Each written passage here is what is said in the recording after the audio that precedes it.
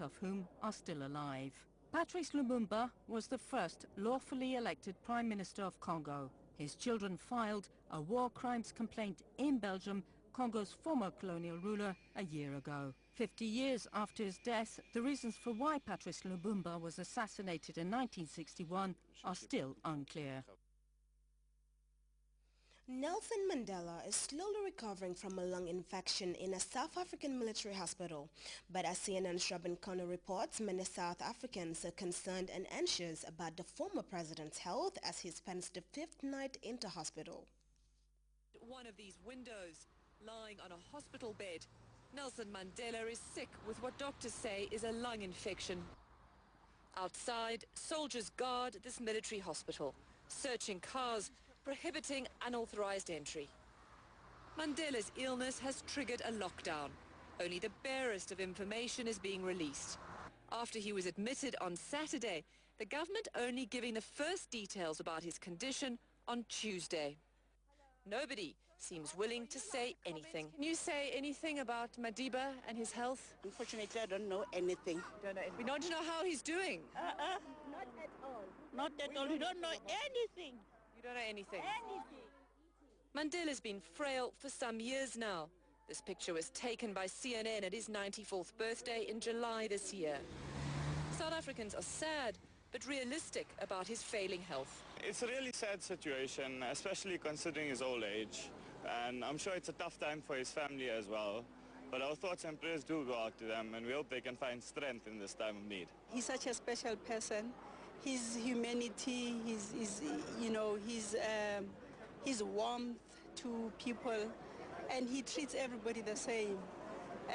Black and white, we are all the same to him. Well, I was very young when he got out of prison, so one of the stories that my dad used to tell me was that Mandela is going to make your future look bright. That's the best story that I think I'm going to tell my son that when he grows up as well. Back at the hospital, the media remain camped outside, waiting for updates. So even though the South African government has been trying to reassure the South African public by saying that Mandela is making progress, that his doctors are satisfied that he's responding to treatment, many here are still concerned, still anxious, as Mandela spends a fifth night in this hospital. Robin Kono, CNN, outside one military hospital in Pretoria. North Korea's state media is hailing the secretive nation's rocket launch as a major success.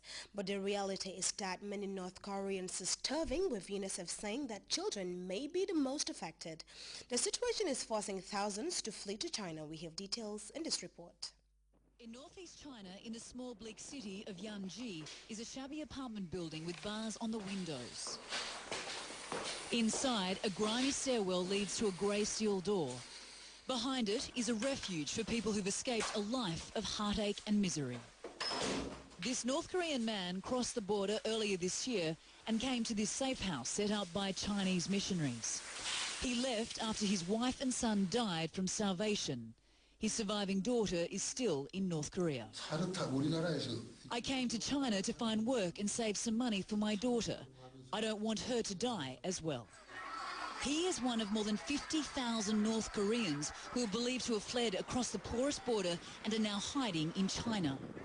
The exodus began in the mid-1990s after the devastating famine broke out across the country, claiming more than 2.5 million lives. The country is dependent on international food aid. UNICEF believes 1/3 of North Korea's children are severely malnourished, which is why so many question leader Kim Jong-un's decision to spend billions of dollars on nuclear technology when his people are starving. The regime says that if the US bothers us, we have powerful nuclear weapons to defend ourselves. The North Korean regime denies it's developing nuclear weapons. It claims it aims to send a satellite into space. North Korea's rocket launch places China in a very difficult position. Beijing is Pyongyang's chief backer, propping up the impoverished country with food and financial aid. The international community constantly pressures China to use its economic leverage to stop North Korea from developing its nuclear weapons program, something Beijing has been reluctant to do. Beijing doesn't want North Korea to become a failed state because millions of refugees would flood into China. It could also bring about the formation of a unified Korea, and experts say Beijing doesn't want to lose its influence in Pyongyang. This elderly couple doesn't care about the rocket or the regime's propaganda. They fled North Korea in 2011, not by choice, but out of necessity. We came to China because it was too hard to live there. My 3 children died of starvation. The 3 burial sites are in front of the house. How can we live there? With little motivation to live, they say they'd rather die in China than in their impoverished homeland.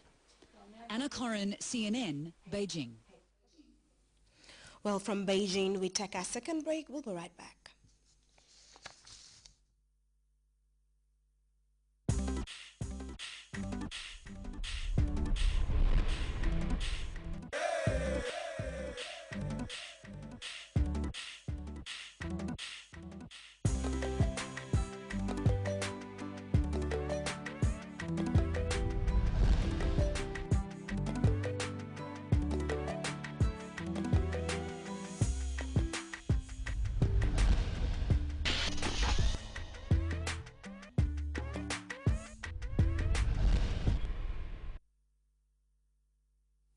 Well, over now to sports. The Scorpions of the Gambia are expected to jet out of Banjul Friday morning for Luanda, Angola, where they will take on the Angolan national team in a friendly match. The Scorpions are invited to play their Planco Segras, who are preparing for the African Cup of Nations in January, while the Gambia will use the game to warm up ahead of the crunch against the crunch tie against the Elephants, of Ivory Coast in March. The Scorpions coach Luciano Mancini has lined up an 18-man home-based players for the test match. The Scorpions will leave Banjul International Airport later this morning and will play the Angolans on Saturday. This will be Luciano Mancini's first game since losing to Algeria in July and will enable the Italian tactician to assess the strength of his home-based players as he builds a formidable team. Well, from that, a reminder of our top stories before we go. Ministers and permanent secretaries Wednesday wrapped up their retreat in Kanilai, which calls for greater commitment towards the attainment of set national development targets. Somali troops backed by African Union forces have captured one of the last remaining bastions of the Al-Shabaab militia, but the AU peacekeepers now face the daunting battle of winning the hearts and minds of ordinary Somalis. 2 years since apologizing for the role of Belgium in the assassination of Patrice Lumumba, a Belgian court has given the go-ahead for fresh investigations into the mysterious death of Congo's first lawfully elected prime minister. And hunger in the face of a multi-billion-dollar rocket launch. The United Nations Children Agency says many North Koreans are starving and fleeing into neighboring China, whilst the secretive nation injects top dollar into its much-condemned nuclear technology. Well, that seems to be all in this edition of the news. Thanks for your time and enjoy the rest of the day.